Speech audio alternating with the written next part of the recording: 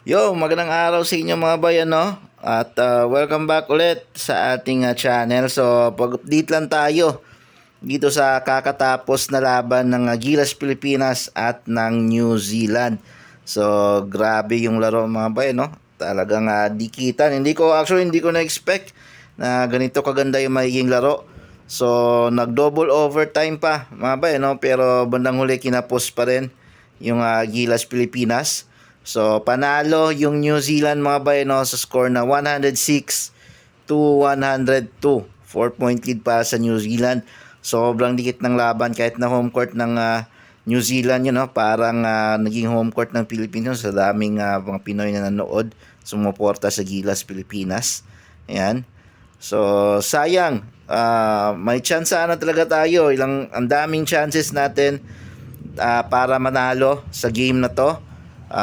Nung hindi pa first overtime, then second overtime, parati tayong lumalamang actually talaga dito, and then nahahabol tayo sa bandang dulo ng New Zealand kahit nung second overtime. Makala ko talaga atin na yun eh, pero wala, umabol yung New Zealand and nakuha yung lamang, and ang dami din nating turnovers sa game na to.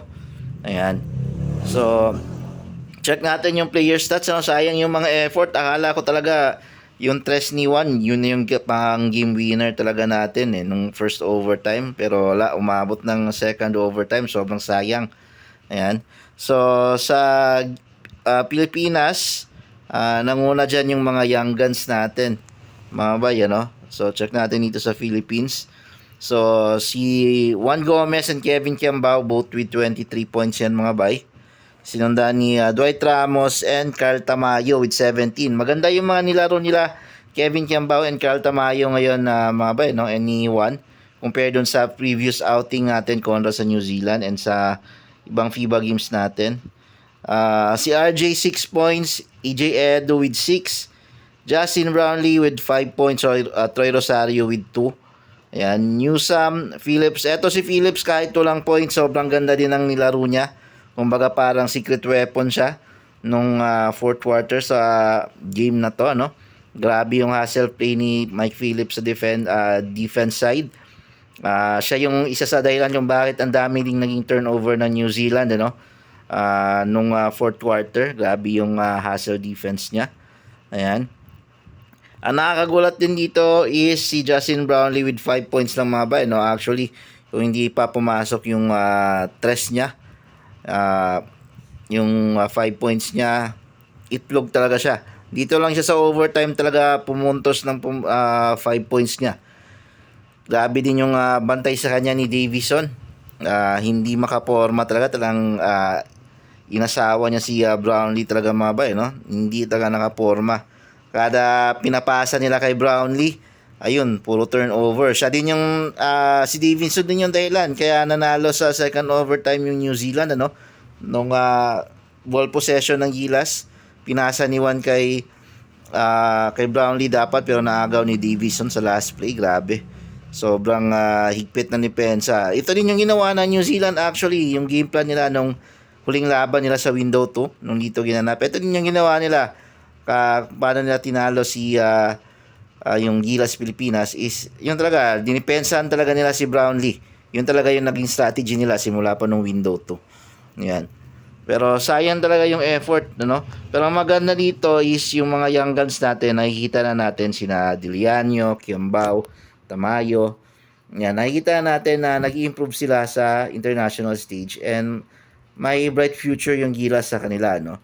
Kasi nakakapag-perform sila. Si Tamayo, kay Tamayo talaga to nagsimula ng first half, yung umiscore siya ng 11 points doon.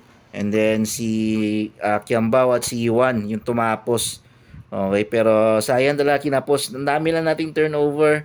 Ayan, ang dami nating chances na matalo yung New Zealand kung nagpapasok lang yung mga free throws natin sa unsportsmanlike foul. Ayun, yun na Kevin Kiambao at EJ Edo. Sayang. And then si RJ din, hindi rin nakapag-perform ng maayos talaga. Yung mga pilit na tres, wala. Hindi nagpapasok. Yung nagagawa niya mga tirang tres, mga tirang chamba sa PBA, hindi niya nagawa dito sa game na to. Sayang na sayang talaga. Chances na natin to na matalo yung New Zealand. So wala, let's tayo. Next game natin is Australia, July 6. Ayun, sigurado mas malala yung magiging tambakan doon sa game na yon. Ito sana yung chance natin na umaangat sa standing, ano, papasok ng second round. So dahil dito baba tayo sa third place sa group natin, magsi-second yung New Zealand. So actually tama, second sila, first pa yung Australia. So wala, hirap talaga. Sayang na sayang, ito yung chances na natin na mag-second sa group stage. Sabahan natin mga bay, July 6 kontra sa Australia. Yun lang, maraming salamat sa panonood.